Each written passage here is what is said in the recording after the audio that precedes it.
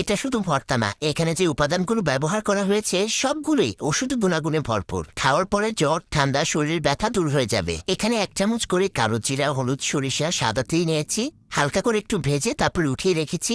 বেশি করে পেঁয়াজ, রসুন, কাঁচামরিচ, শুকনো মরিচ তেলে একদম লাল লাল করে ভেজে নিতে হবে। শুকনো শিলপাটার মধ্যে প্রথমে এগুলো বেটে নিতে হবে, তাহলে খুব সুন্দরভাবে গুঁড়ো হয়ে যায়। খুবই উপকারী আর খেতেও কিন্তু অনেক মজা হয়। আমার বাসায় সবাই এত বেশি পছন্দ করে যে সপ্তাহে 3-4 দিন এই ভর্তাটা আমাকে বানাতেই হয়। এটা শুধু ভর্তা না, এখানে যে উপাদানগুলো ব্যবহার করা হয়েছে সবগুলোই ওষুধ গুণাগুণে ভরপুর। খাওয়ার পরে জ্বর, ঠান্ডা, শরীর ব্যথা দূর হয়ে যাবে। এখানে 1 চামচ করে কালো জিরা, হলুদ, সরিষা, সাদা তিল নিয়েছি। হালকা করে একটু ভেজে তারপর উঠিয়ে রেখেছি। বেশি করে পেঁয়াজ, রসুন, কাঁচামরিচ, শুকনো মরিচ তেলে একদম লাল লাল করে ভেজে নিতে হবে। শুকনো শিলপাটার মধ্যে প্রথমে এগুলো বেটে নিতে হবে, তাহলে খুব সুন্দরভাবে গুঁড়ো হয়ে যায়। খুবই উপকারী আর খেতেও কিন্তু অনেক মজা হয়। আমার বাসায় সবাই এত বেশি পছন্দ করে যে সপ্তাহে 3-4 দিন এই ভর্তাটা আমাকে বানাতেই হয়।